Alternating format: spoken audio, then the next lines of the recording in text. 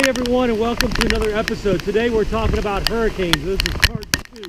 I am in Hurricane Irma right now. We are in the northeast quadrant, getting some nice bands here from the storm. And I want to talk about when hurricane season is. Hurricane season starts June 1st. It runs through November 30th. So if you do a little bit of the math, that's basically half of the year. So take a look around me here, and you can see kind of what's happening here. It is definitely getting windy out here. So what do you need for a hurricane? That's a great question. Basically, you need warm, moist air. And right now, this time of the year, there's plenty of that. So a little bit more on hurricanes, and thanks for watching from Rock League.